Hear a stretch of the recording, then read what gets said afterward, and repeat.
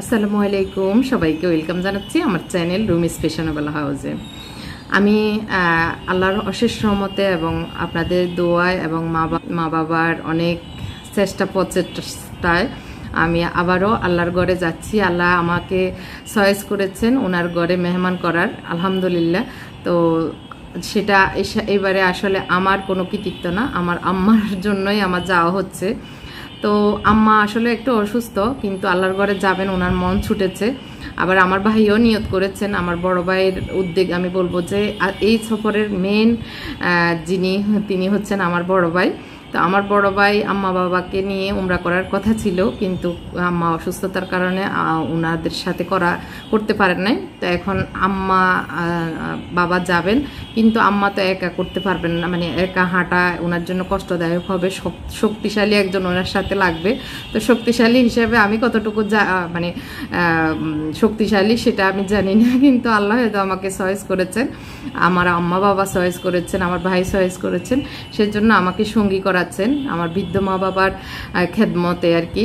তো যাচ্ছি আমার ভাইয়ের আর্থিক এবং সাপোর্টের কারণে, আমার ভাইয়ের সব কিছু ব্যবস্থাপনার কারণে আমার বড় ভাই সব কিছু ম্যানেজ করে আমাদের তিনজনের জন্য রেডি করে দিয়েছেন আমার বড় ভাই। এখন আমরা বাংলাদেশ থেকে যাচ্ছি। উনি হয়তো আল্লাহর অশেষ রহমতে আর কি, উনি এখন ইন্ডিয়াতে আছেন। একটু ওনার কনফারেন্স ছিল, সেটা রাষ্ট্রদূতের। তো ওটা শেষ করে ওনার একটু চিকিৎসারও চেক আপ করাবেন।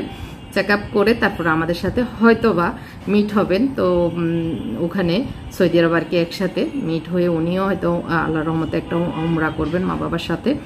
তো এইটাই আমাদের প্ল্যান আর কি। আমি যাওয়ার আগে ভিডিওটা শ্যুট করে নিচ্ছি। তো যাওয়াটা হচ্ছে এইভাবে, না হয় আমি কিছুদিন আগে উমরা করে এসেছি, এবারে হয়তো যাওয়ার কোনো ছিল না আমাদের, মানে হয়তো না যাওয়ার প্ল্যানই ছিল না, কিন্তু এভাবে আমার কিসমতে আছে, বিদায় আল্লাহর রহমতে যাচ্ছি। তো হয়তো অনেকেই মনে করবেন বাবুরে আফর তো অনেক টাকা, কিভাবে এতবার যাচ্ছে। আসলে তা না, আল্লাহ যদি ব্যবস্থা করে দেন, আমরা যেভাবে ইচ্ছা, মানে আল্লাহ যদি ব্যবস্থা করে দেন, আমাদের শত টাকা না থাকুক, শত মানে আর্থিক অসচ্ছল হই, কোনো কিছু না থাকুক, কিন্তু আল্লাহ ব্যবস্থা করে দিলে আমাদের যাওয়া হবেই। আল্লাহর ঘরে, আল্লাহর বাড়িতে যাকে মেহমান করবেন তাকে কারো আটকানোর সাধ্য নেই, এটা আর কি। তো জানি না আল্লাহ কতটুকু আমাদের এই আশা পূর্ণ করবেন, এখনো পর্যন্ত বলা যাচ্ছে না। আল্লাহর ঘরে যতক্ষণ না পৌঁছবো ততক্ষণও কিন্তু আমাদের শিওর নাই, মানে অনেক সময় অনেক বিপদ এসে যায় যেটা আমরা কল্পনাও করতে পারি না। অনেক কিছু আশা করি কিন্তু আশাটা পূর্ণ হয় না, এই আর কি।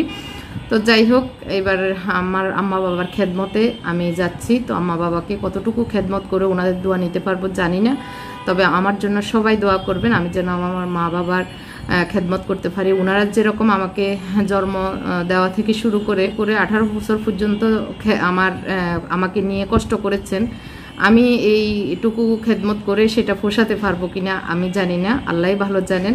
তবে সবাই দোয়া করবেন আমি যেন ধৈর্যের সহিত আমার মা বাবার খেদমত করতে পারি।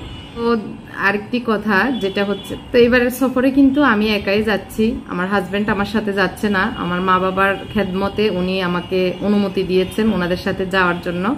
ওনারা এখানে কাজ আছে এবং বিভিন্ন পারিপার্শ্বিক সমস্যার কারণে মন চাইলেও যেতে পারছেন না, এই আর কি। তো যার কারণে আমি জীবনের প্রথম ওনাকে ছাড়া দেশের বাইরে যাচ্ছি বা সফরে যাচ্ছি। আবার একদম জীবনের প্রথম আমি উনি বাসায় আছে আমি নেই, এরকম হবে আর কি। কারণ উনি সবসময় সফরে যান, আমি তো বাসায় থাকি। তো কখনো আমি নাই, এরকম কোনো একদিনও উনি কাটার নাই। তো ওনার হয়তো কষ্ট হবে। আমি তো আমার বাবা মাকে নিয়ে আলহামদুলিল্লাহ ভালোই থাকবো, আল্লাহর রহমতে, আল্লাহ যদি সবকিছু ভালো রাখেন, এই আর কি। তো আমার ছেলেরা তো ওনার সাথে থাকবে, কলিজার টুকরাগুলোকে রেখে যাব। তো সব মিলিয়ে টেনশন পেরেশানিতে আছি। তো এর ভিতরে বাসায় অনেক কাজকর্ম, অনেক মানে চদর বদর অবস্থা আর কি, অনেক হিবিজিবি বাসায়ও। তো সবকিছু রেখে যাচ্ছি, ছেলেদেরকে এবং ওদের বাবাকে রেখে, তিনজনকে দেশে রেখে। বড় ছেলে তো কানাডায় আছে, ও আলহামদুলিল্লাহ ভালো আছে, জব করছে, ক্লাস করতেছে ও ওখানে, তো ভালো আছে। তো সব মিলিয়ে একা বাবা মাকে নিয়ে যাচ্ছে, এই আর কি। তো সবাই দোয়া করবে।